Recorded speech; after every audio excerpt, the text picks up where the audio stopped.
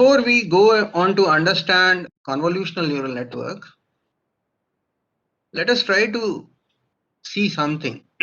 Here on the left side of the screen, here we have some reality. Different objects are there. Actually, it is a drawing which has been made. So objects are, there is a sun, mountains are there, plants are there, animals are there. So a lot of different objects are there. When we see this drawing, something happens in our brain, and the result can be in different forms. One of the form can be, we can redraw this whole picture as it is inside the brain, and once it has been drawn inside the brain, from there we can redraw it on sheet of paper. This is one thing. The other thing is, we can segment the image into different objects. We can segregate this image into different objects, and we can actually recognize these objects. We can say that there is a sun there, plant is there, which type of plant is there. That also we can identify. Different animals are there, we can identify different animals. We can also say that there is snow on the mountain and so on and so on. This is one thing. We can go beyond this. We'll not stop here. What we can do is we can tell some characteristics of these objects, some properties of these objects. And in one form, what we have done is we have converted this physical reality into a conceptual reality. Now, the question that comes to our mind, which is a very important question, is, do we have artificial system capable of doing this? And we'll see that CNN in some form can classify the objects into different classify an image into different objects. It can recognize objects. It can segment the image, and then after segmentation, classify those segments into different objects. And it has drawn parallel from biological neural system. So in many ways, it is similar to the way our brain works. And if we talk about speciality of biological neural system, why do we want to actually understand biological neural system, and why do we want to make an artificial system which in some sense would be working in a similar fashion to biological neural system? Then we should know the speciality of biological neural system. One of the speciality is it is massively parallel. So the information processing is not taking place at one location or two locations. If we go deep down and try to understand, it is around 10 to the power 10 locations where the information is being processed. So it is massively parallel. And the information is actually distributed. So it is a distributed representation, and computation is also taking place at different levels, basically at 10 raised to the power 10 different points, we can say. Another important characteristics or specialty is that it has got learning ability. It has got generalization ability. So not only can it learn, it can generalize also. So if it has seen some object, maybe suppose I give you an example, it has seen some chair, maybe 100 types of chair, human being we see. But we go to a place where there is a chair that we had never seen before. But there is some similarity in that object that we are seeing with the chairs that we had seen. It has got some place where we can sit. It has got 4 legs. There is a place where we can rest our hands and so on and so on. There is a backrest also. But still it is different from all the chairs that we had seen. But because of the similarities, we say that this is also chair. So this is kind of generalization ability in biological neural system. It is adaptive also. So not only it can learn, it can relearn also. And I tell you, a very important field of neural network which is progressing, where people are going and trying to build neural networks uh, that will possess the capability of incremental learning. It can be we can say that it can be incremental learning, or it can we sometimes say it is lifelong learning. So biological system has got this capability, but most of the neural networks do not have this capability. People are trying to build these kinds of neural network. So we use some data, and for that data we train the network.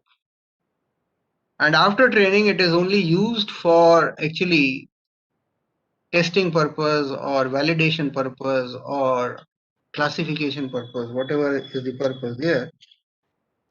But when we talk about incremental learning or lifelong learning, it means that data is continuously coming, and it can be different from the data which was used to train the network.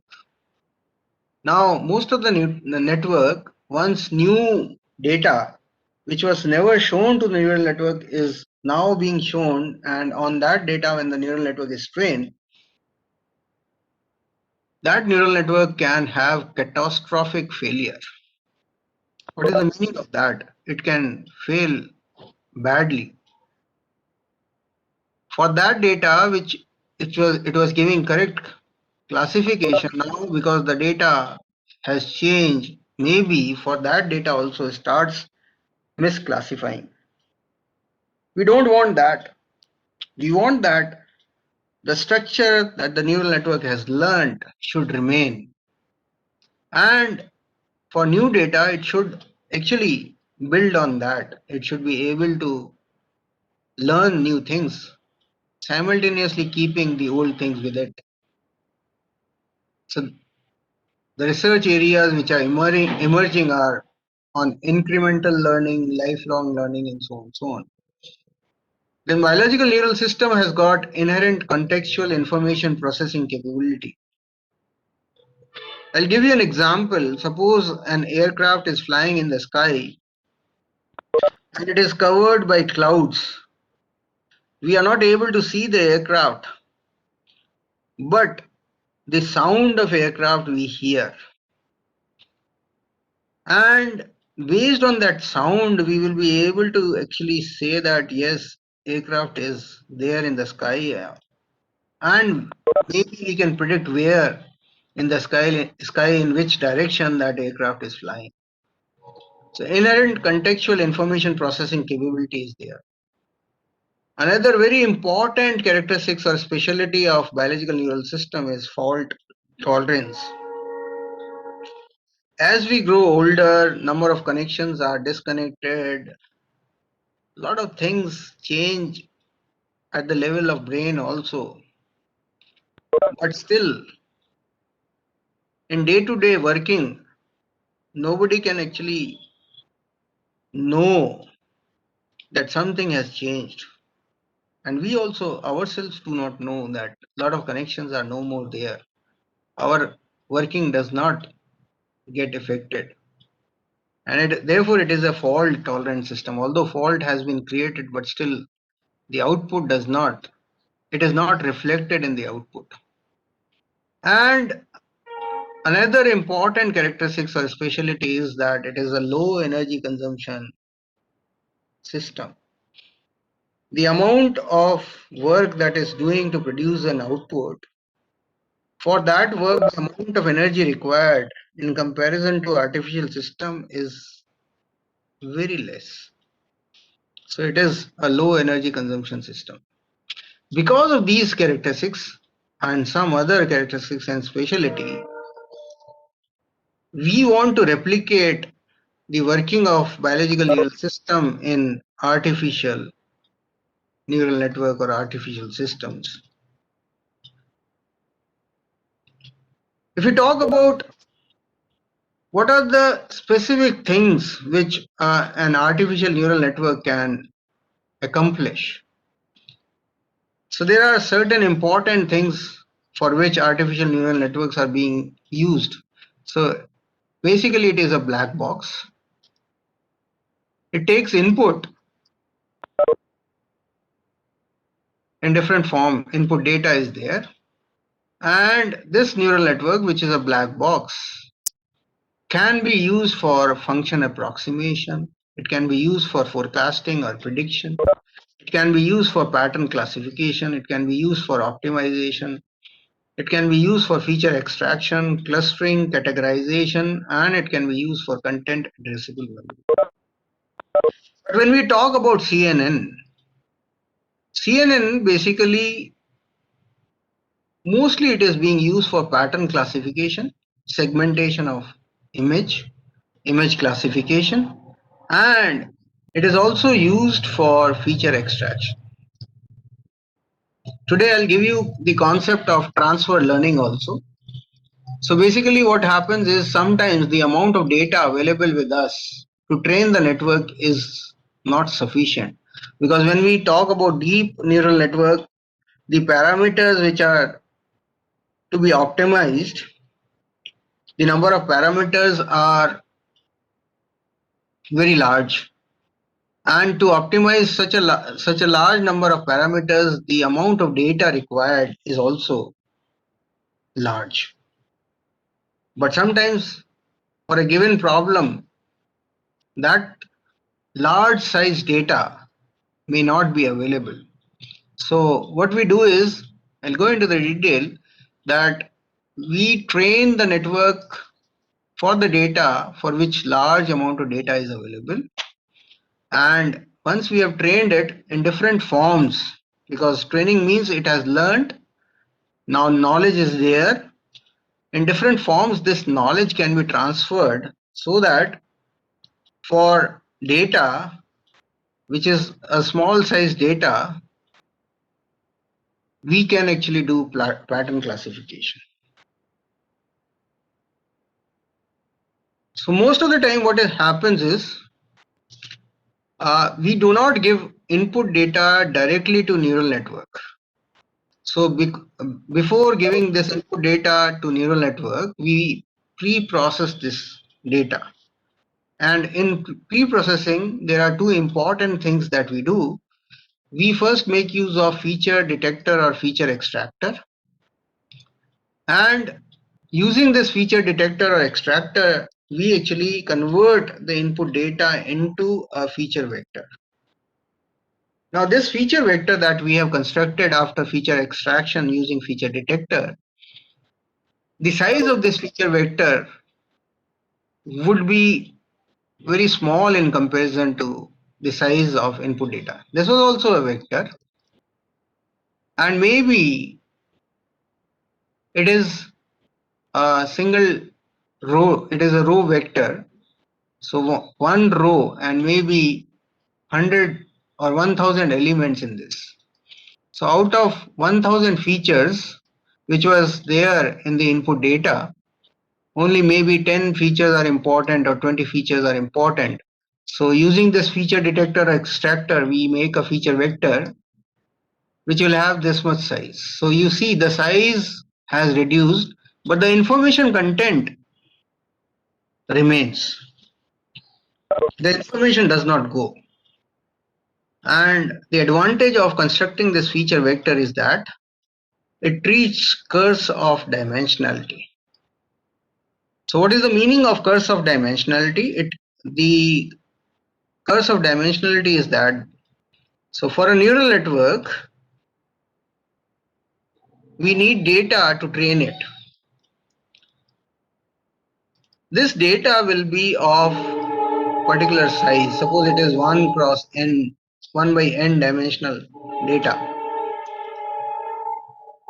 Now, if we have a data whose size is 1 by m, and if this m is greater than n, even by a small amount, the amount of data that will be required to train the network would grow exponentially. So if this n was suppose 10 and this m is 20, so the number of elements in the vector have doubled. But suppose to train for data which was having 10 features, if you require 1000 samples, then to train this, we would require maybe 10,000 samples or even 50,000 samples may be required. So the amount of data required to train the network, if we increase the size of input vector, grows exponentially. So this is called as curse of dimensionality. As the dimension increase, the amount of data required to train the network grows exponentially. Because here what we have done when we have constructed this feature vector, we have reduced the size. So it is kind of dimensionality reduction. And because of this, the amount of data required to train, number of samples required to train the neural network would reduce drastically. So by feature extraction, constructing a feature vector, it treats curse of dimensionality. And because size of feature vector is small, it reduces the computational requirement of neural network. And another very important characteristics of extracting the feature vector is that it improves the generalization ability of the neural network. Now this feature vector is given as input to neural network. But the drawback is there is no one type of feature detector or extractor. And to identify such feature detector or extractor is a very, very difficult task. So for particular data, which feature extractor to use, which feature detector to use is a big problem. So that becomes again a new kind of research problem where we have to identify which feature detector or extractor should be used for this data such that the information will remain in the feature vector and we will be able to accomplish the uh, role that we want to accomplish. Now coming to shallow and deep neural network, because CNN, convolutional neural network, is an example of a deep neural network. Very simple definition of or difference between a shallow neural network and deep neural network is that in shallow neural network, between input layer and output layer, we have one hidden layer or at most two hidden layers. And if we make this neural network to be deep, then the number of hidden layers, which are the layers between input and output layer, they are more than 2. And nowadays we have deep neural network CNNs where these number of layers can be 150 between input and output. So many hidden layers are there. Increasing the number of hidden layers have its own drawback. And this was actually shown in a task of image recognition. Input data was image and multi-layer perceptron was actually used for image recognition with one or two hidden layers. But this multi-layer perceptron failed and it could not recognize the image when it had only one or two hidden layers. The solution that was shown was to increase the depth. But increasing the depth of multi-layer perceptron, it led to vanishing gradient problem. Actually, in multi-layer perceptron, we have error back propagation learning algorithm. Error back propagation algorithm is used where error from the output layer is propagated backwards towards the input layer. And when it propagates, the weight updation makes use of a term which is called as gradient. But when the number of hidden layers are increased beyond certain number, maybe beyond 2 or beyond 3, and as this gradient value which is being calculated at the output node and is recalculated in another layer and in another layer. So as we propagate from output side towards the input side, because this gradient value in the beginning itself has a value between 0 and 1, so it is a decimal number, and as we move from output layer towards the input layer, the value of this gradient continuously decreases, and finally when we reach towards the input side, it becomes almost 0, and therefore we say that gradient has vanished. And because this gradient is actually used for updating the weights, and once the value of this gradient becomes very small, the weight updation does not take place. So this is one of the bottleneck of increasing the depth.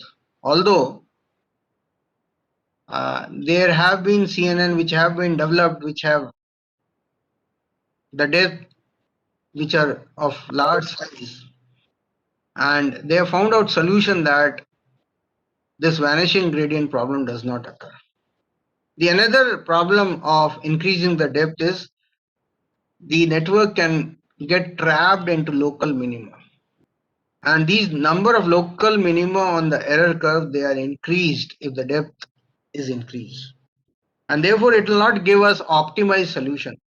It may give us a suboptimal solution. And therefore, when it gives suboptimal solution, the classification error can increase and the efficiency of the network can also reduce. So these are some problems of increasing the depth. Although for CNN, this problem, even when we increase the depth, is not there. Now coming to convolutional neural network. One of the important characteristics of convolutional neural network is that this CNN does not require feature detector or extractor. Basically, raw input can be given as input directly to CNN, and this CNN does twofold job. First job is that of feature extraction, and then the second job is the classification. So it can be used for feature extraction and classification. So we don't need to actually identify which best feature extractor or detector should be used for the input data. Automatically it will make use of the relevant or important feature extractor which is suitable for that data.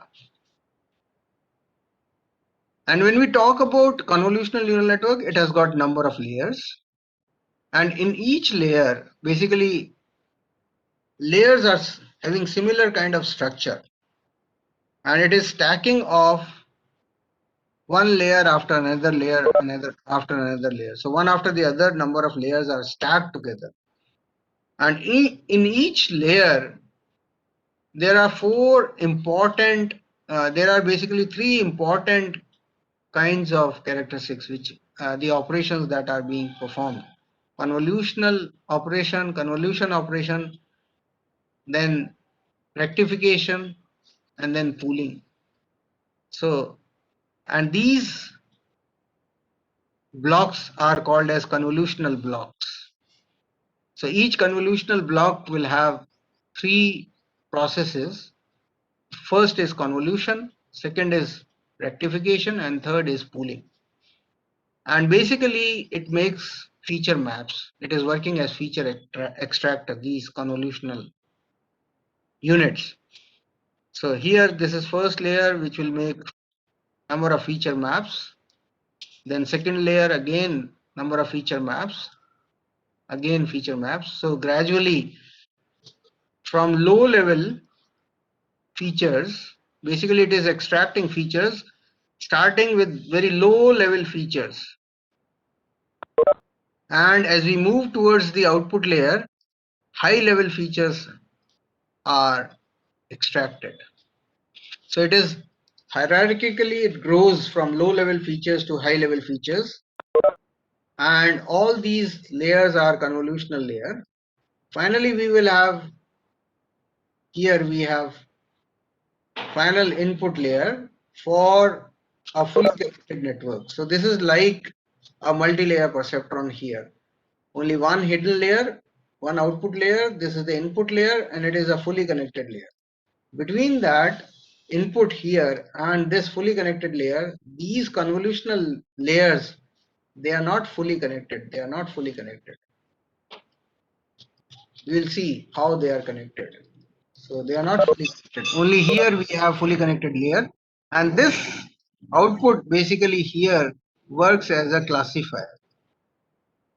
So these all layers are working as a feature extractor, and then this layer is working as a classifier.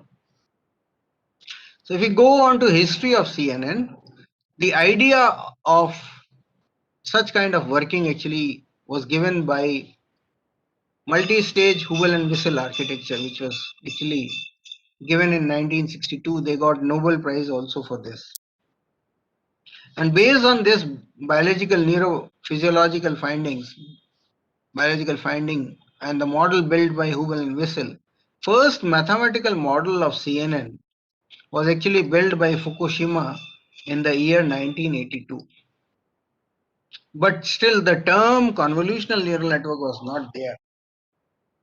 The first time the term CNN was actually coined by Lee Kun and his co-authors in the year 1998, and they built the first kind of convolutional neural network with this name LeeNet, Lee-Kun network, having 5 layers. And this paper actually was using gradient based learning, and this was applied to document recognition using this CNN.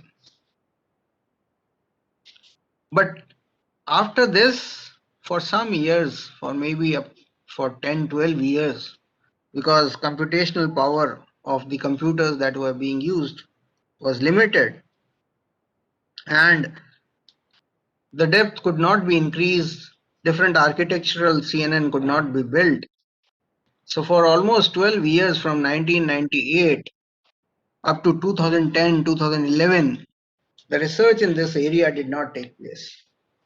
But thereafter, all of a sudden, when we had very good processors and uh, people then started to make deeper convolutional neural network, they could see the possibility that they can do tremendous work.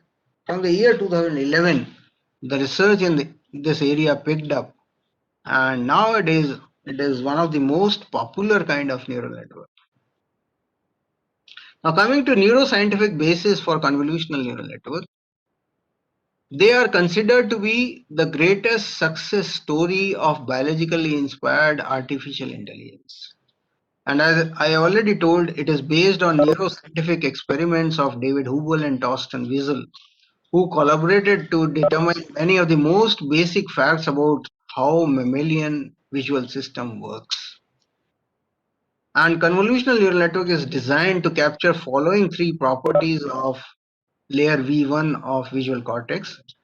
Like V1 is arranged as a spatial map, CNN can also do that.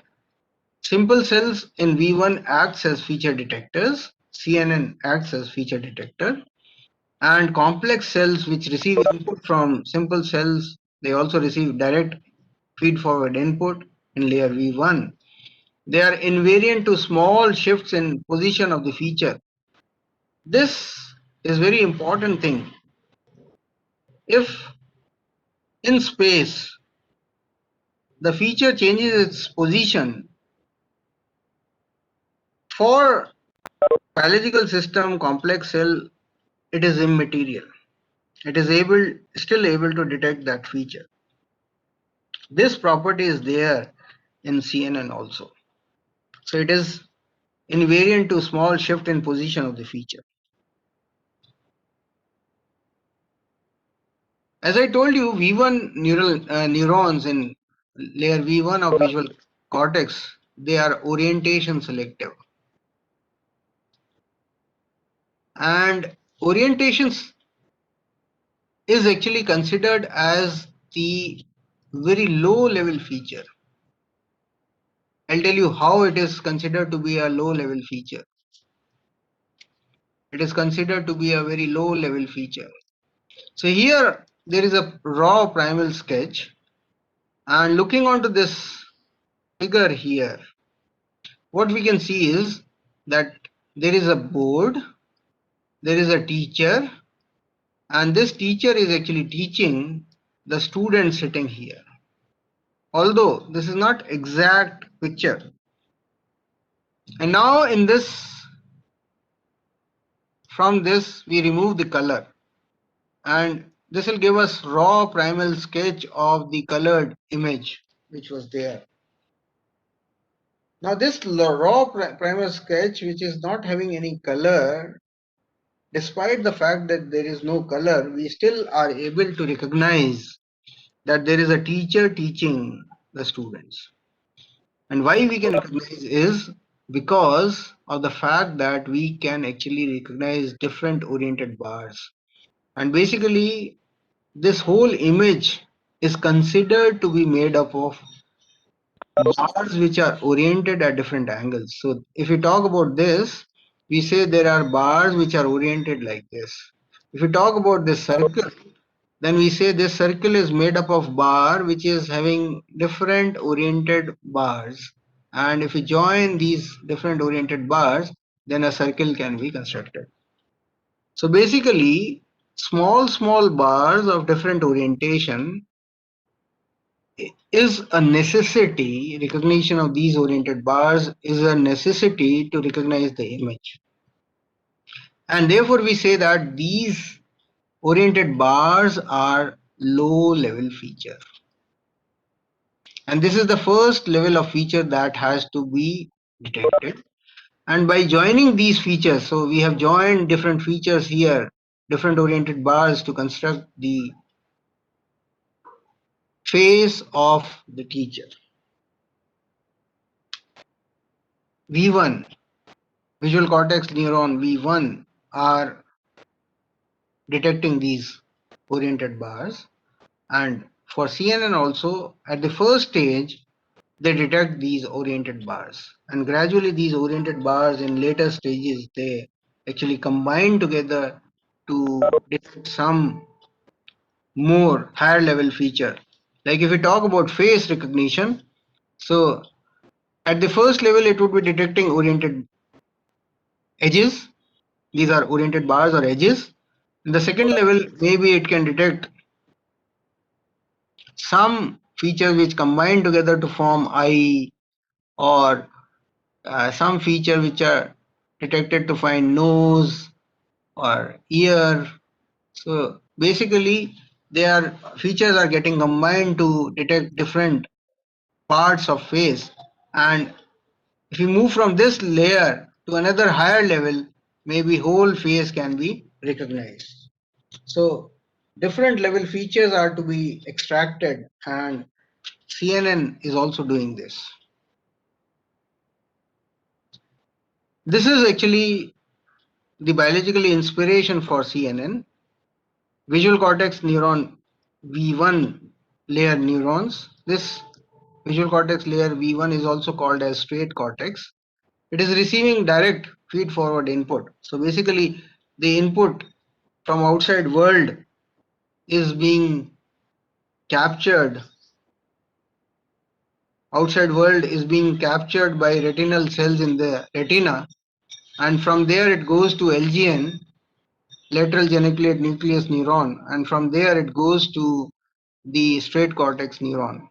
So straight cortex neuron is at the back of our head, and you must remember that sometimes you must have seen that once a person or a person, if he falls on the floor and his back of the head hits the ground, for some momentary time the vision is lost, the blackout is there, and this is because of the fact that he has been hit on the visual cortex layer V1, which is the first layer to receive direct feed forward input from the outside world through this feed forward path of retina to LGN to this V1 neuron. And now the output of these V1 neurons go towards the input side, where we have different layers V2, V3, and so on, so on. So there are, it is visual cortex is a layered structure. It has got 6 layers: V1, V2, V3, V4, V5, and V6. And V1 detects low level feature. Higher level features are detected at in the layer V2 by neurons in layer V2, and more higher level features then would be detected at layer V3 and so on. Highest level features are detected at V6. Here on the right side, we see a picture, colored picture. Basically, it is, we can consider that it is a sheet. We have opened up the layer V1, and at every location we have a neuron. And this neuron is having preference for particular orientation. Here we have shown bars of different orientation with different colors. So it is orange color, yellow color, green color, blue color. And in this map also we have different colors, regions. So green colored region, if I show here, means that neurons which are lying in this region of the brain, they would be having preference for a bar oriented or edge oriented like this. And if I actually, what does it mean? It means that if I draw the response curve of the neuron lying here in the green region for different orientation. So if it is 0 degree, maybe 45 degree, maybe 90 degree. So if it is 90 degree orientation, the response of this cell here would be such that the output, which is denoted by R, would be maximum for a bar or edge having 90 degree. So in the brain, in layer V1, we have neurons having preference for different orientation. And we can move smoothly from one neuron to another such that orientation preference changes gradually. This kind of orientation map can be actually, it has been drawn by neurophysiological experimentation, by recording the output of neurons in layer V1 by showing input of different orientation. They could record this. And this is called as orientation map. And why all orientations are needed? Because any image will be constructed by edges of different orientation. So we don't know in the beginning which orientation is important. All orientations are important. And everywhere all different orientations are there because the cells with different orientations are there because uh, it, the outside world has got a large area, but every neuron is not receiving input from all the area. It is receiving input from some restricted region from outside world, and that restricted region is called as its receptive field. So based on the receptive field, the neuron will give output. So it is a hierarchical feature extraction in visual cortex. From V1 it goes to V2 and V3, and from there it goes to V4 and then IT. This is the visual pathway. So input in retinal cell, it goes to LGN cells, and from there it goes to layer V1 of visual cortex. I'll not go into the detail of how it is doing, what is the receptive field of LGN cell and simple cells of layer V1, because I suppose the time is limited, but I'll now go directly onto to explain you the working of CNN. Again, coming back to the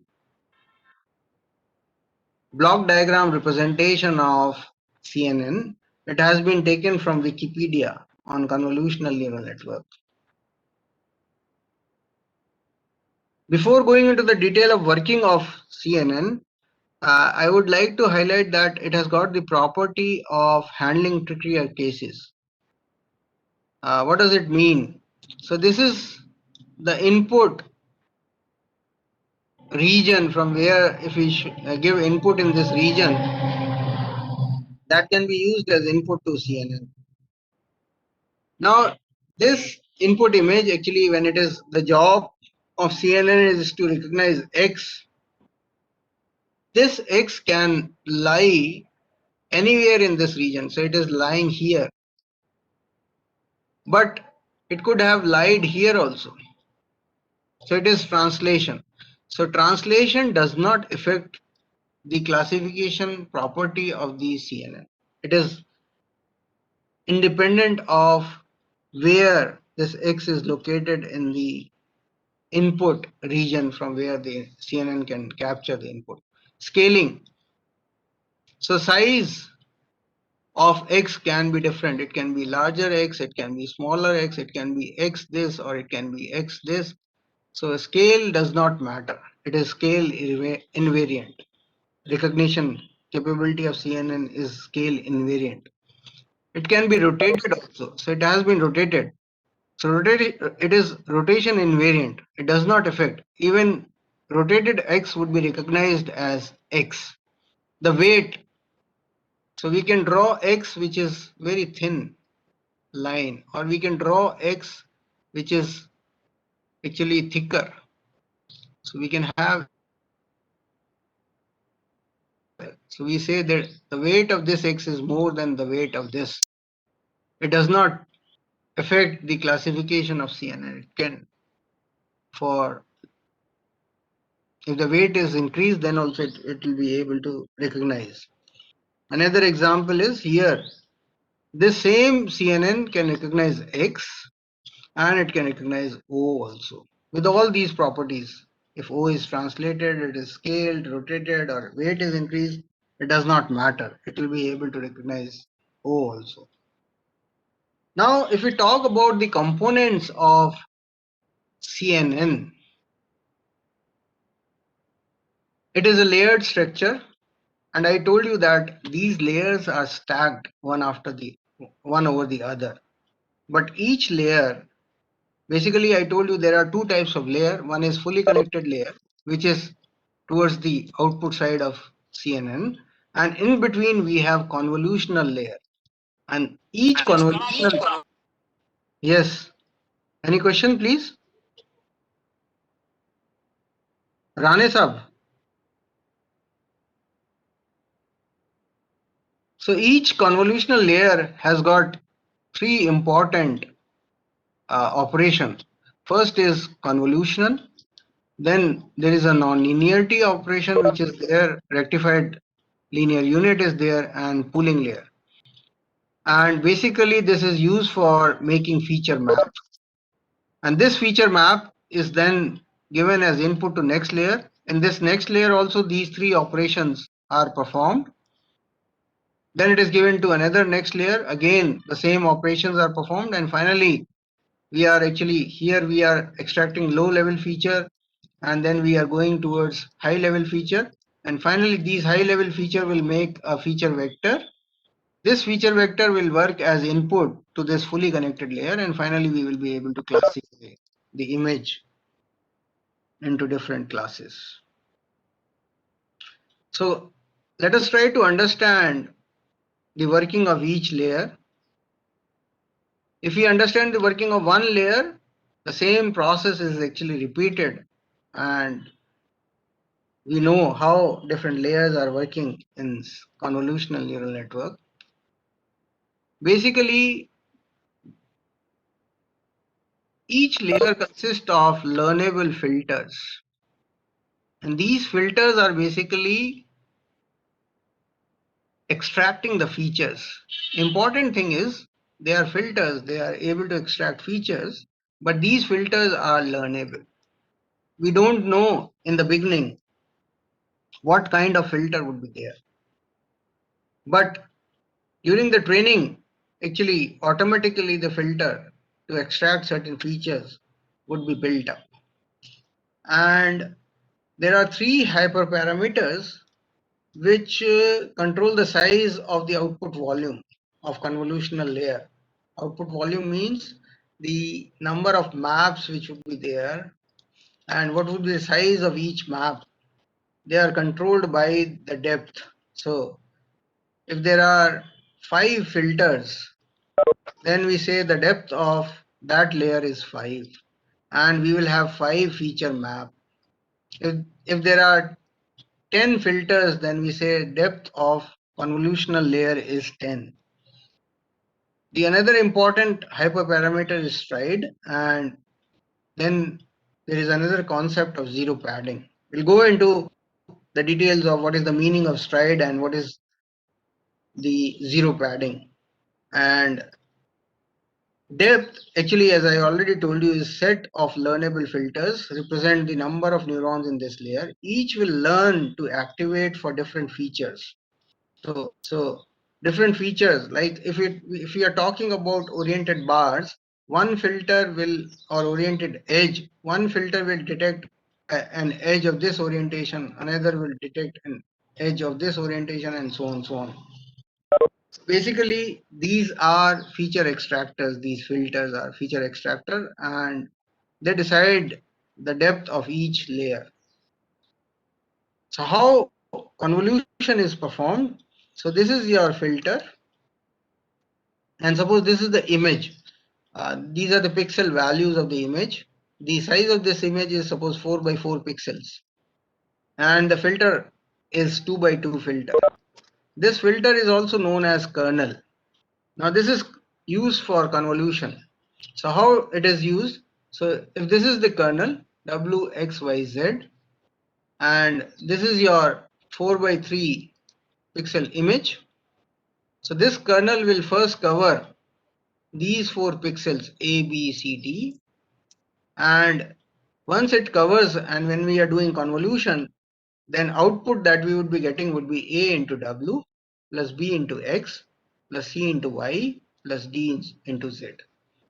And now this filter will move by one column, and maybe it will be now covering this portion, and the output that would be generated would be here would be B into W, G into X plus D into Y plus Z into I.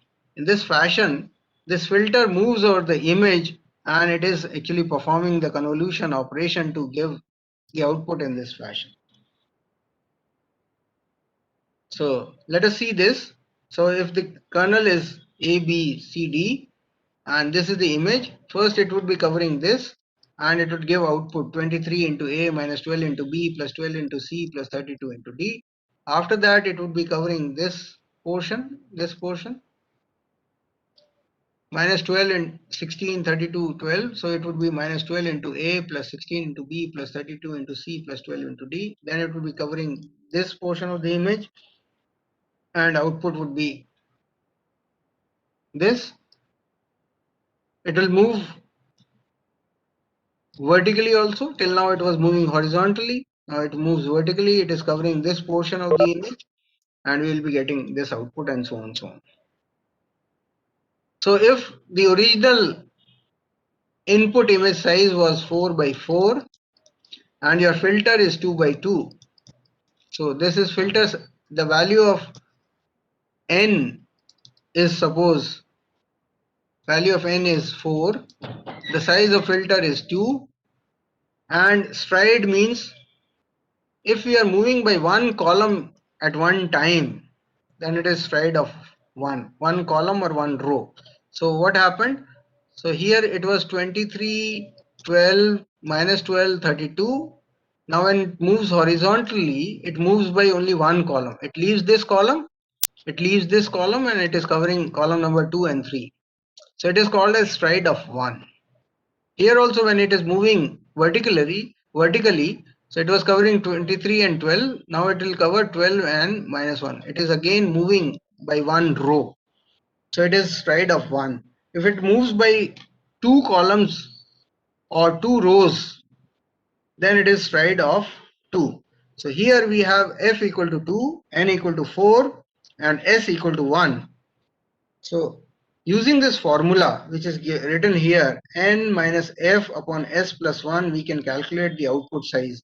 So n was 4, f was 2. 4 minus 2 is 2, divided by 1, stride of 1, plus 1. So it becomes, the output metric size would be 3 by 3. So it would be 3 by 3 when with a stride of 1.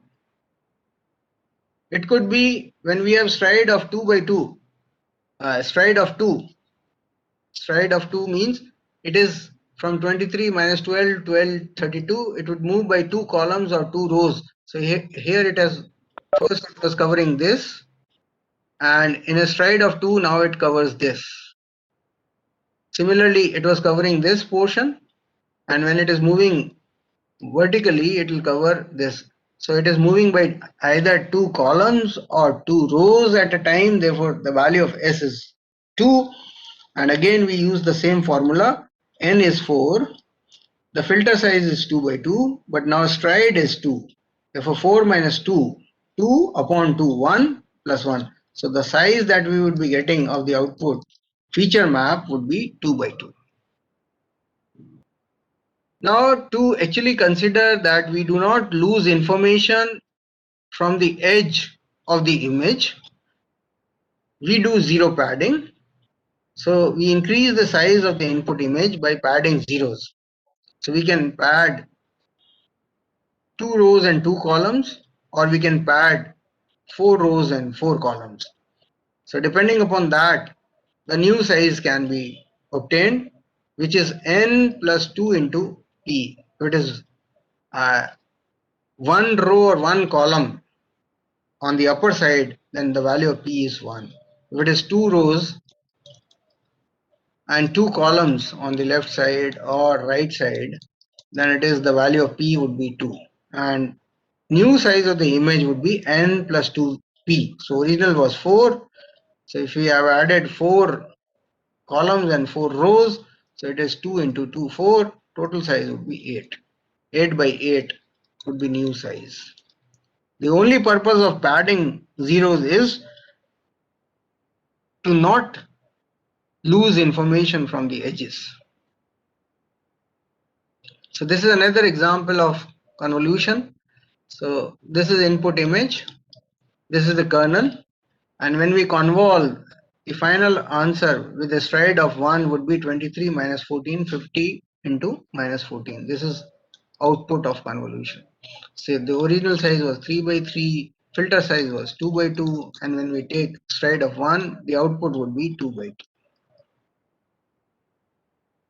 Same input with 2 different kernels, and this is the output. So basically this is one feature map, this is another feature map, and if we have n such kernels or n filters, we would be getting n feature maps here. So this is convolution operation. Now with this convolution operation, what can be done? We can detect edge. This is the original image basically. Here we have 3 rows which are having pixel values 10. So these are actually representing this portion of the image. And then we have 0, 0, 0 here, which is this portion of the image. And in between, because they are being joined, we say there is an edge. And if we take this filter and we convolve this filter with this image, we will get this. And when we draw this, so this was the filter. This is 1, 1, 1, this is 0, 0, 0, and this is minus 1, minus 1, minus 1. When we convolve with this image, we will get this output, and what we can see is that this edge here has been detected. Here we have detected the edge.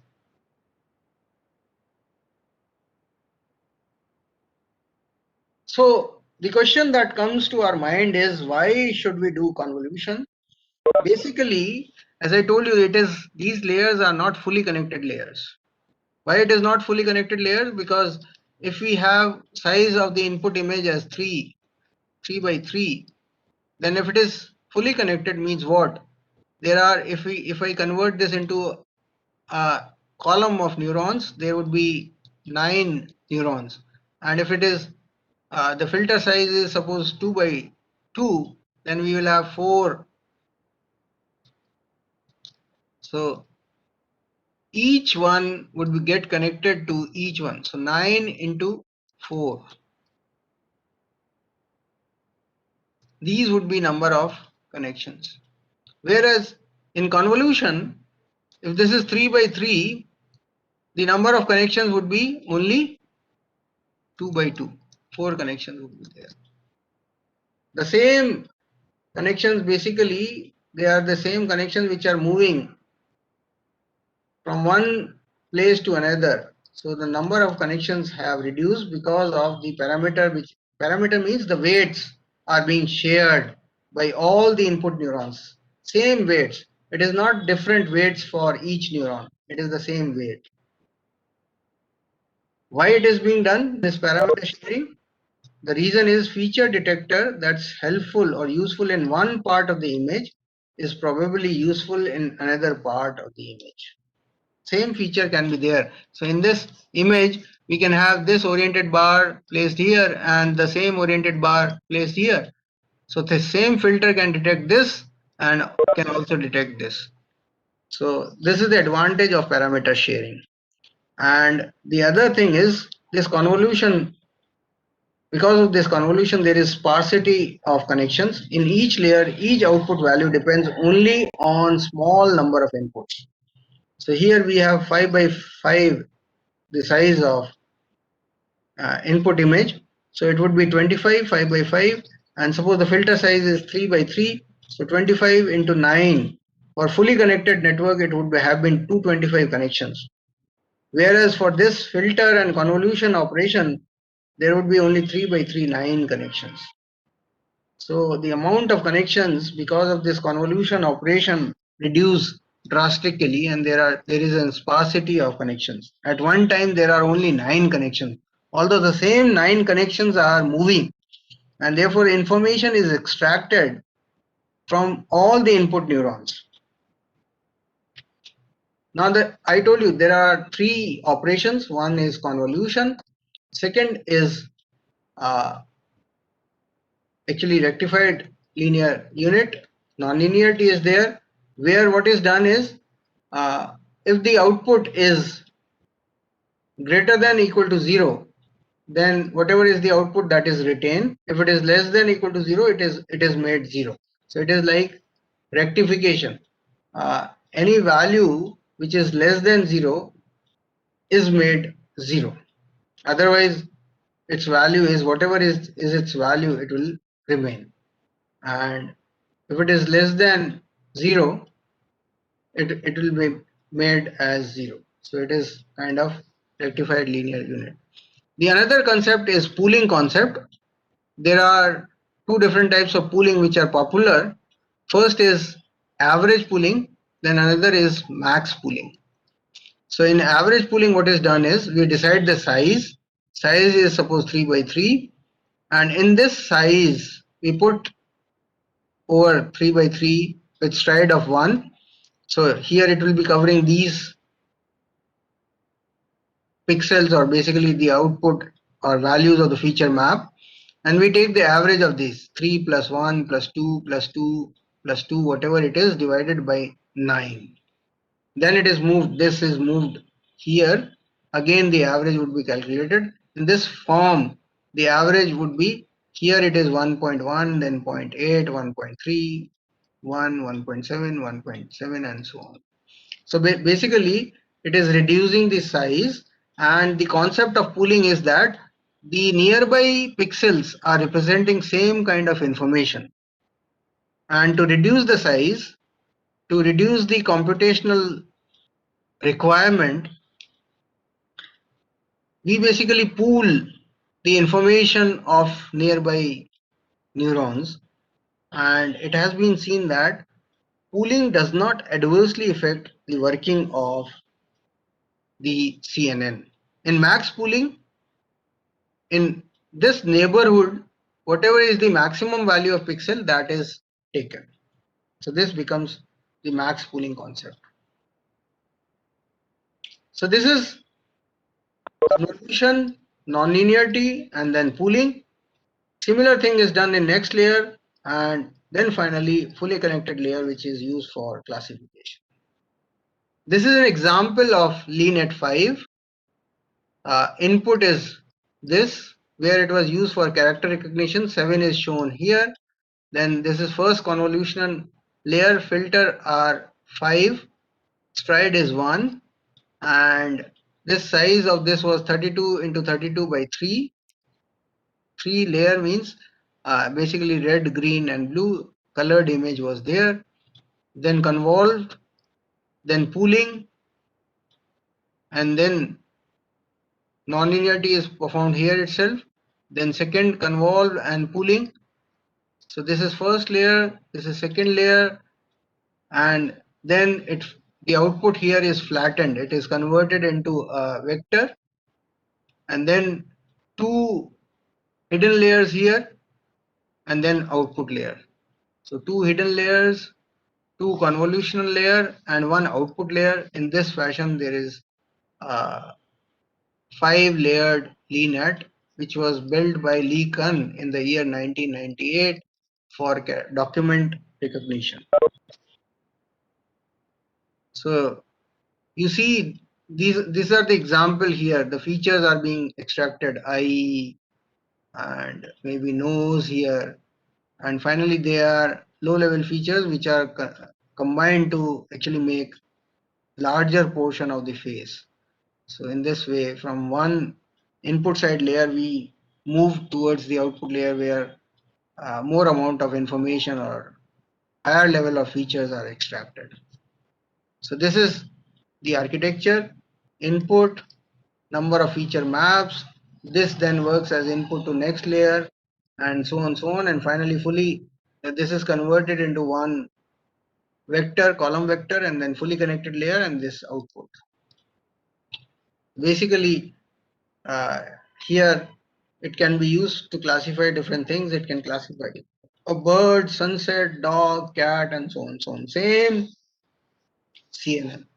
And as I told you, for health monitoring of the motors, only thing is, instead of this image, the data continuous signal which is being generated by some transducer is recorded. That time series signal is converted into two-dimensional image, and then that image is given as input to CNN. It can be trained, and then finally here it can automatically detect whether it is fault in the bearing outer side or inner side or somewhere else. So it depends. It can classify the faults in different layers.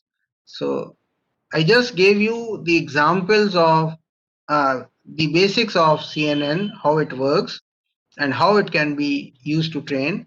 The basic thing is, now these parameters, the filter weights and these connections, these parameters are basically learned, and the learning algorithm which it uses is also the same as multi-layer perceptron. Error back propagation network algorithm is being used for optimizing the parameters. I think 1 hour is over. Actually, I started at 4:15 and now it is 5:15. 1 hour is over, sir, but I think if you conclude the things in a rapid, things are going in a very interesting manner. And as you say, we can have 5-10 minutes more, sir. No, what I wanted was I could convey the message actually. Yeah. Otherwise, if I go into transfer learning, it will take some more time. Basically, I could give the concept, what Yeah. are the important working areas of CNN and how it can be used for classification purpose. That I could convey.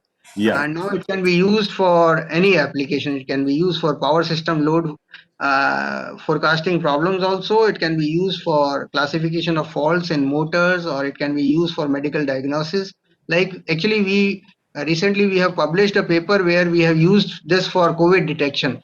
So we have used this COVID CNN for detecting the COVID, and we used X-ray images where using these images we could diagnose whether it is a normal chest X-ray or it is a chest X-ray of person suffering from pneumonia, or it is a chest X-ray of a person suffering from COVID. And results are very good. We are actually doing in collaboration with AIIMS Jodhpur. So this is what I wanted to tell. Wonderful. In fact, sir, हमारे the uh, validatorily function siding person, Dean, Faculty Affair, Professor Anil Mathur sir have also joined. And I think in a short span, if the candidates do want to ask some question, on a rapid note, they may ask some question. You may, as usual, you may write it down on a chat box, or you may unmute yourself and ask him directly. And then with a rapid note, we will be starting the valedictory program. So if you have any question, you may write down on chat box so that Professor Garg may answer them in a quick note.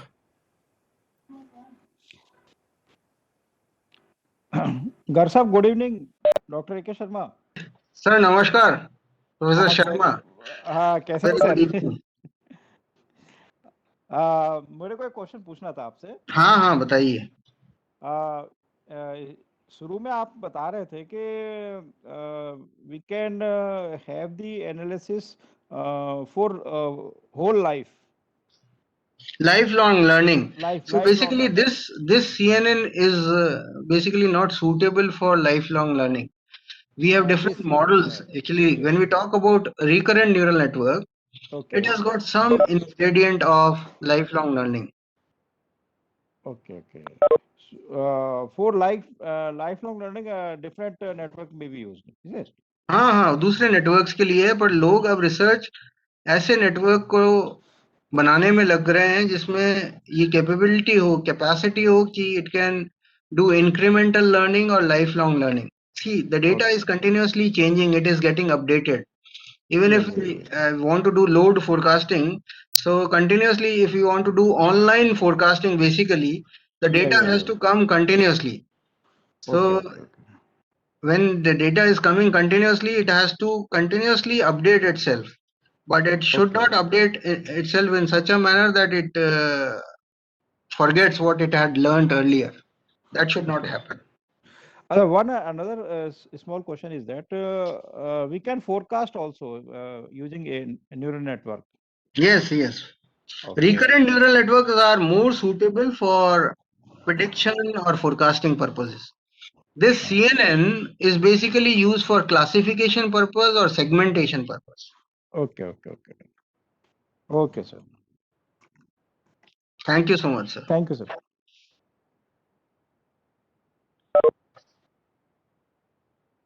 Any other question? Hello. Yes, Jayad Khan sir. Hello, sir. Good afternoon, good evening. Yes, sir. Sir, मेरा question ये है sir, ये predictive controller sir predictive controller का use कर सकते हैं क्या sir recurrent neural network के अंदर, आरएनएन के अंदर? Yes. For the applications in power. हाँ, प्रिडिक्शन के लिए और फोरकास्टिंग प्रिडिक्शन के लिए तो recurrent neural network is very good.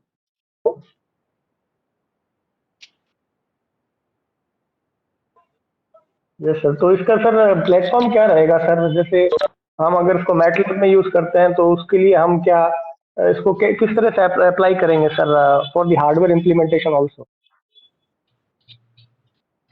हाँ, if you want to do hardware implementation, basically, you have to make use of either FPGA or Z boards, where after training that you can transfer it directly to hardware. Then it can be used. Okay. Yeah. So. No sir, Python का use कर सकते हैं sir, Python या फिर Python से Python hardware नहीं है. Python से तो आप कोडिंग के लिए सर, कोडिंग के लिए. कोडिंग के लिए तो देखिए, मशीन लर्निंग के लिए सबसे अच्छी लैंग्वेज आज की तारीख में पाइथन ही है, क्योंकि सारे के सारे ये जितने भी नेटवर्क्स हैं ये बने बने अवेलेबल हैं. केरास की लाइब्रेरी है. जी. तो वहां से आप डायरेक्टली यूज कर सकते हैं. जी. अगर सर हमें कोई जैसे कोई हमने एफपीजीए बोर्ड पे उसको डंप किया या कोई राइट किया उसके ऊपर, तो डायरेक्टली हम प्रिडिक्ट भी कर सकते हैं साथ साथ आरएनएन के थ्रू. हाँ, एक बार कर दिया. देखिए, आपने नेटवर्क बना लिया है ना, उसको ट्रेन कर दिया, जो हमारे उसके बाद तो वो एक ब्लैक बॉक्स है. इनपुट दोगे, आउटपुट आएगा. तो बेसिकली वो प्रिडिक्टर के रूप में काम कर रहा है. But again I would say it will not be useful for online prediction. Correct. जिस डेटा पे जिसको यूज करके वो किया है वही है.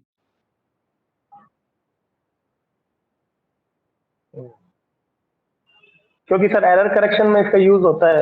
एरर करेक्शन जो भी हम रिस्पॉन्स दे रहे हैं तो उसमें एम्पलीफिकेशन के अंदर अगर फिल्ट्रेशन अगर ठीक तरीके से नहीं हो रहा है तो उसके करेक्शन को, एरर को रिमूव करने के लिए हम डायनामिक रिस्पॉन्स में इसका यूज कर सकते हैं, Yes, आरएलएन का और प्रिडिक्टिव कंट्रोलर का। yes, yes, yes. ठीक है सर, ठीक है, thank you Thank you. Sir. Thank you so much.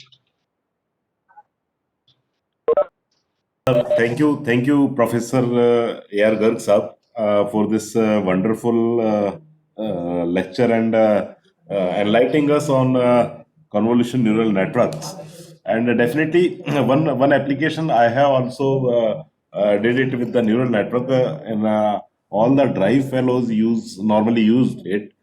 We have the PLL application to extract the unit template of a contaminated signal.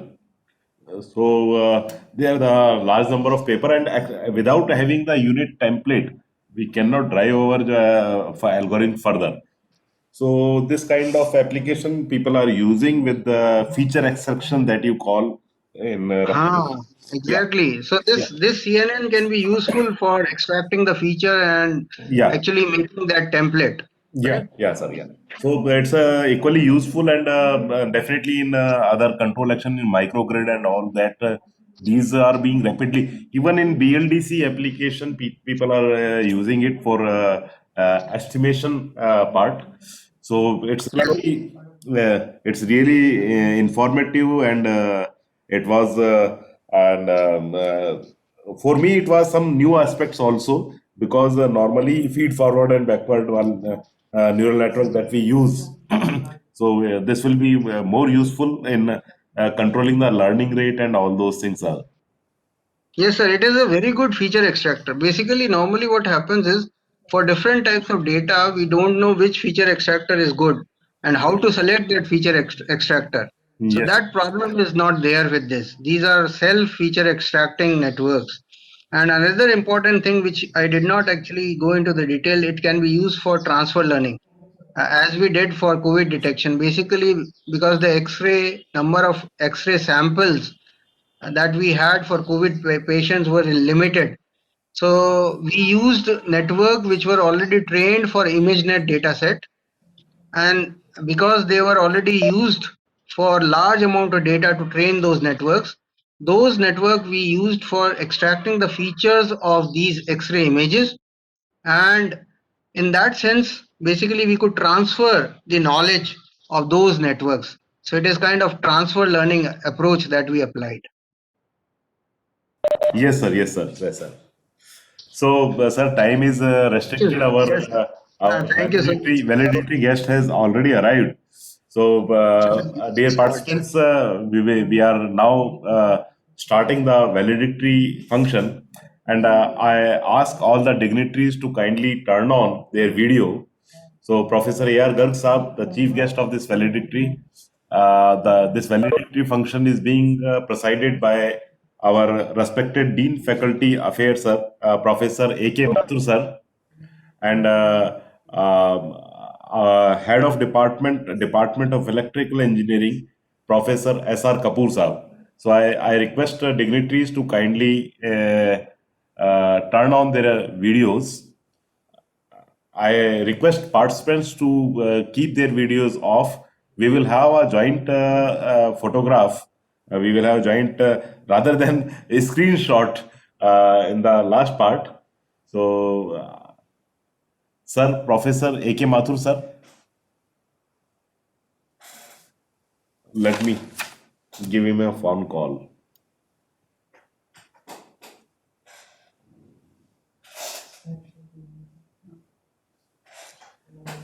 Professor Kapoor, sir.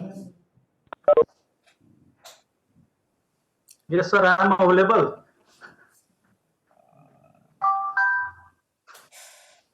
Yes, sir. Kapoor, sir. Yes, sir.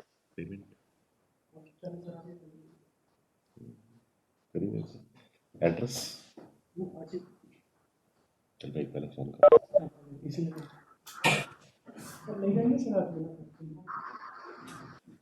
Jar भी तो नहीं है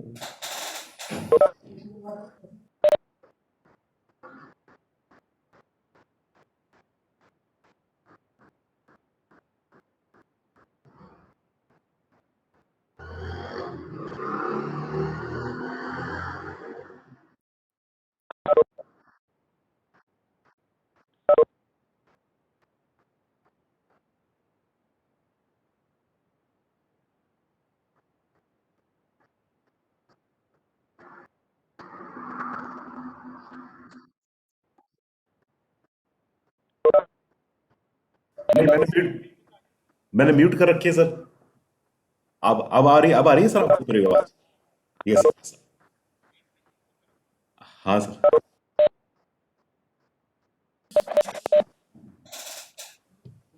So, Professor Anil Mathur sir have arrived, and Professor A.R. Garg sir. So, sir, good evening, sir. Professor Anil Mathur sir. Good evening, sir. Sir, we have concluded this AICT sponsored Atal FDP program, and we have 14 informative sessions. So kindly permit me to give the outline of the sessions and the presentation. Sir, the program started on 5th Feb 2021, and the daily schedule was placed from 2 p.m. to 7 p.m. Every day, 3 sessions were there. Session 1, Session 2, and Session 3, 2 to 3, 4 to 5, and 6 to 7, followed by the question answer session by the candidate and a short quiz to be filled by the candidate as per the AICT mandates. On the inaugural day,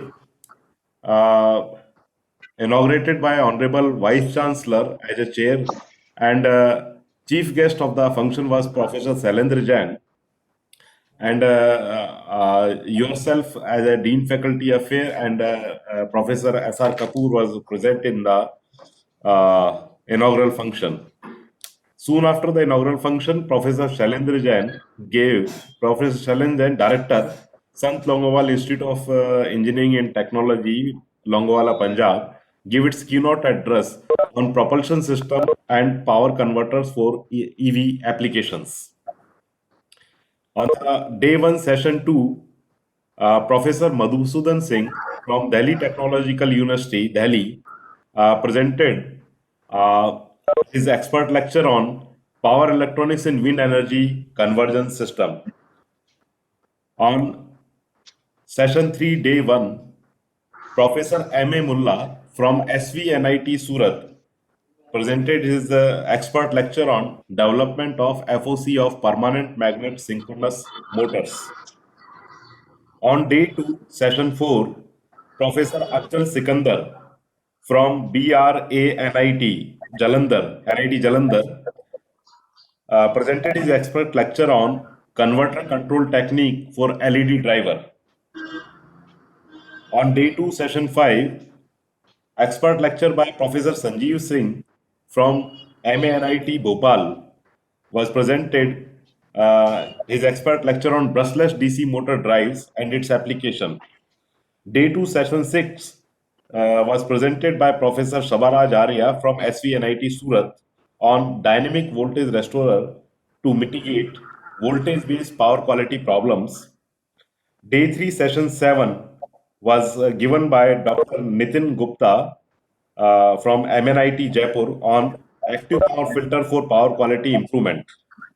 Day 3, session 8 was given by Dr. Jivanand Reddy from IIT Roorkee on the topic trends in condition monitoring of electric drives. On day 3, session 9, as per the AICT mandate, one session should be on the stress management. So we invited Dr. Vinod Shanwal from Gautam Buddha University, Noida. He is the head of psychology department. He presented his expert talk on stress management and Sahaj Yoga. On day 4, session 10, Dr. N.K. Swaminaidu from IIT BHU presented experimental implementation of doubly fed induction generator for wind energy conversion system. On day 4, session 11,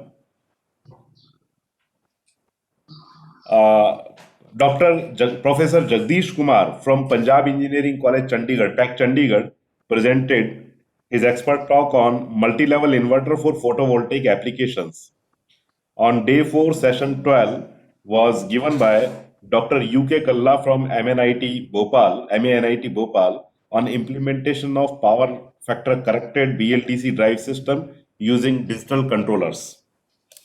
On the last day, that is day 5, session 13, was given by Professor Prerna Gaur from Netaji Subhas University of Technology, that we popularly known as NSIT Delhi, on power electronics application to renewable energy systems. And day 5, last session, session 14, was given by Professor A.R. Garg from MBM Engineering College, Jodhpur. He's along with us in this valedictory function on convolution neural networks, some insight on its working. Sir, in this workshop, 145 participants are enrolled, and all across the country. All the participants shown is their great enthusiasm during the workshop. They attended all the sessions very enthusiastically, and the response was good. All the speakers, I'm happy to share that none of the speaker did turn down our request, and they are all at their scheduled time. And that was the happy note of the workshop, that all the program went as per the schedule. So this was the report from my side. I request Professor A.R. Garg Sahab to kindly add a few words to this workshop. Thank you, Professor Palwalia, Dean Academics, Rajasthan Technical University, Kota. Professor A.K. Mathur Sahab, who is Dean Faculty Affairs, Rajasthan Technical University, Kota, who is presiding this function today. Professor S.R. Kapoor Sahab, Head of the Department of Electrical Engineering Department, Rajasthan Technical University, Kota, and all the participants. I'm really happy to note that there were 145 participants. This is important. The teachers, as I mentioned in my talk also, lifelong learning is important. And teachers are following that. They are continuously updating themselves. They have been enlightened by experts from different institutes, and the topics that have been covered are very relevant, and I think they would be useful. The deliberations of this faculty development program, ATAL FDP program, would not only help teachers to improve their teaching skills, the knowledge of the subject, it will help them to do good research and make a mark in their field. So I must congratulate Professor Palwalia for giving opportunity to the participants. Very good opportunity. I have been listening to the topics that have been taken care of during this course. The experts who have delivered these lectures, they are all renowned personalities, and different aspects, different areas have been covered. I think it has been a very useful kind of FDP for all the participants, and they must have relished, they must have gained a lot, and I hope these kind of programs would also be held in near future also, so that this continuous learning, incremental learning, lifelong learning continues for all the teachers. Thank you so much, Professor Palwalia.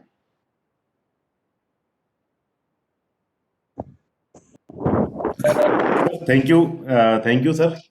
Now I request our Dean Faculty Affair, Professor A.K. Mathur sir, to say a few words of blessing.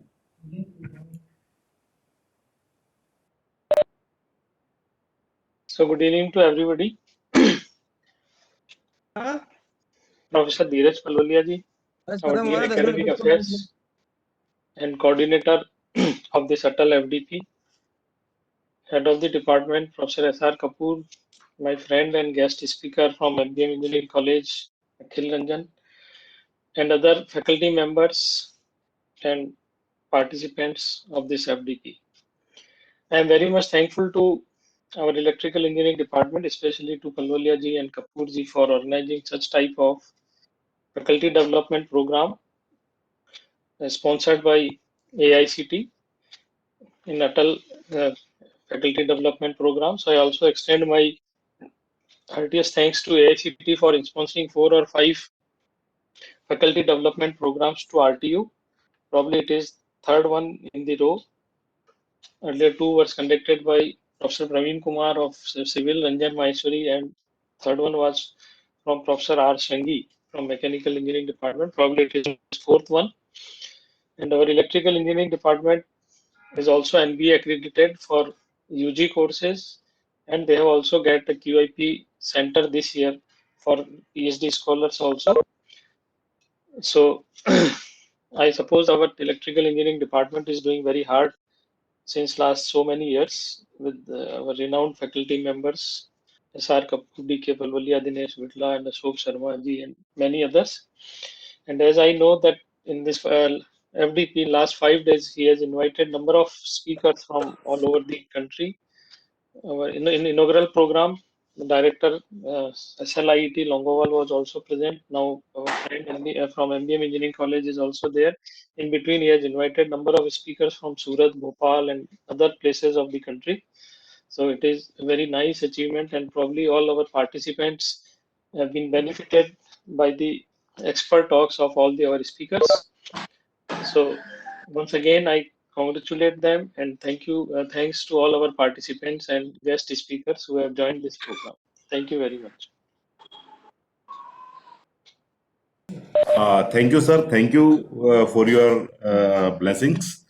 And now I request from the participants, if anybody wish to present the feedback of the course, anybody from the participant who wish to present the feedback of the course.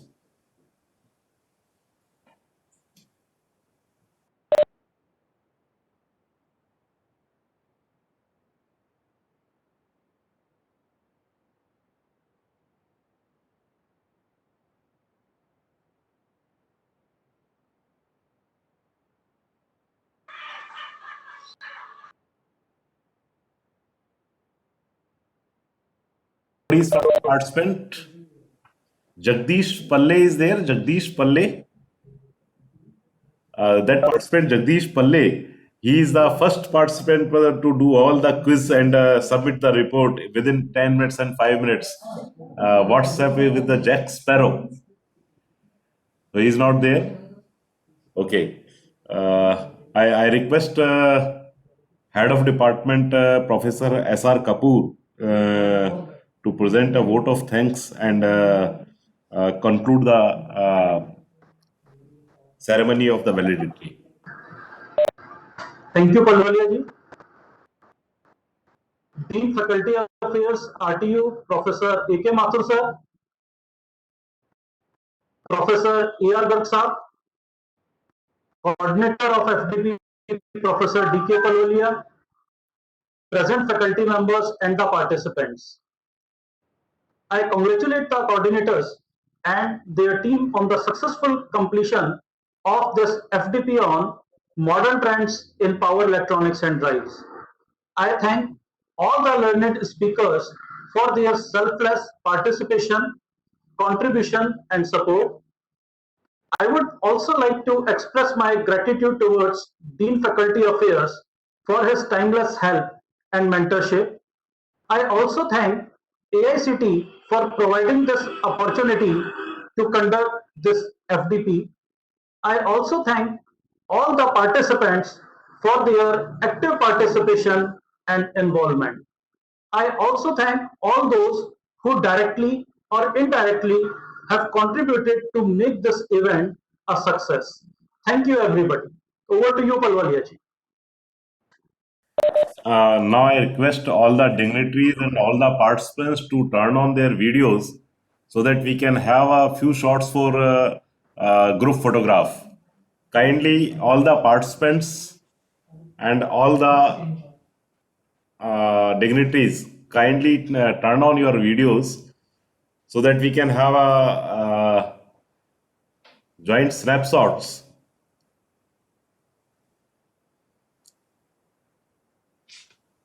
All the participants kindly turn on their videos.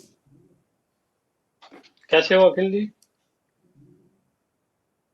Sir बढ़िया, I am बढ़िया, fine. बहुत दिनों से आए नहीं कोटा। हाँ sir, corona pandemic has change everything, आना ही नहीं हो पाया। So dear participants, please turn on your videos.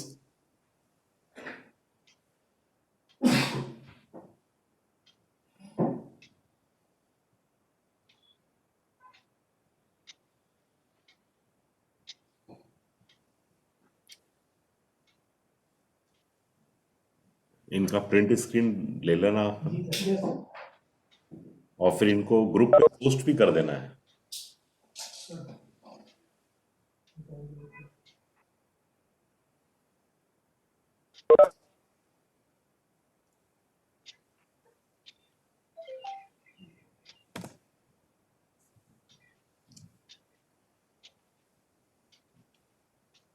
So thank you, sir. Thank you, respected Professor A.K. Mathur sir, for a word of blessings. Thank you, Professor A.R. Garg sir, for giving this wonderful lecture, accepting our invitation. Thank you, Professor A.K. Sharma sir. Thank you, Professor S.R. Kapoor sir. And thank you, dear all the participants who have regularly and with a constant pace engaged in this workshop activities and cooperated in a very nice manner. You have to complete your feedback on AICT portal. Okay, your certificate will only be downloadable if you submit your feedback at your portal. Okay, so from tomorrow onwards, you can submit your feedback from the portal, and there are some formalities from this side that we will be concluding and that will be uploading tomorrow. So after fulfilling the formalities from the coordinator side and by submitting your feedback, you will be able to download your certificate from the website of AICTE. Okay, Atal Academy website. Okay, so thank you for joining, sir. Thank you, sir. Thank you, A.K. Mathur sir. Thank you, sir. Garg sir. Thank you, sir. Thank you, sir. Thank you so Thank much. you. It was nice and it was my pleasure to be here. Thank you, Palwanya ji, for organizing such nice FDP, informative. Sir, And thank you, sir. thank you all participants. Thank you all participants for joining us. Hope we'll conduct more and more webinars or faculty development program in near future. Thank you to all. Thank you, sir. आपके ये lecture के links जो है YouTube पे share करके और उसका link जो है आपके मेल पे, ये कोर्स मटेरियल पूरा आपको जो है आपके ईमेल पे और व्हाट्सएप ग्रुप पे इंफॉर्मेशन अपन शेयर कर देंगे। Thank you. Thank you so much. Still pending? या क्या? Is there any final exam is there? Voice is not clear. Is there any final exam is still pending or not? Quiz, any quiz, etc. No. There is no final quiz. Okay. One feedback form may be circulated from our side. Okay. That will be circulated tomorrow. Okay, sir. Okay. Okay. Thank you. Thank you, sir. Thank you. At what time we will submit feedback form tomorrow? You can submit in tomorrow at any time. We will there is general feedback form. No? It's not a specific. You just see and tick that. It's a rating for type of feedback. It's a small feedback. Okay.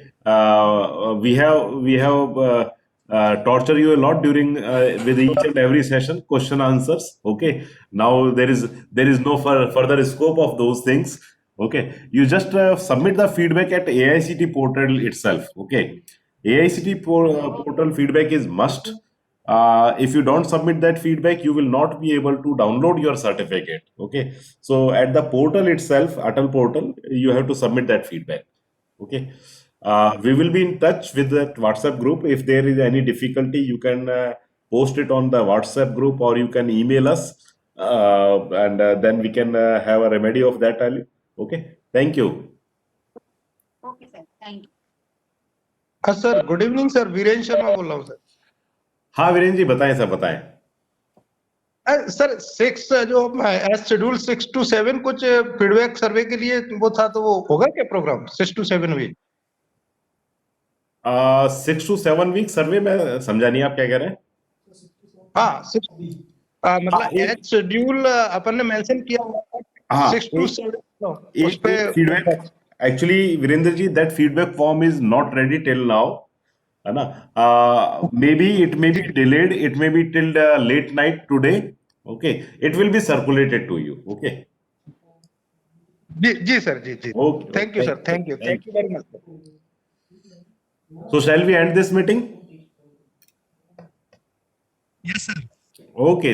Bye bye. Thank you. Thank you. Thank you, sir.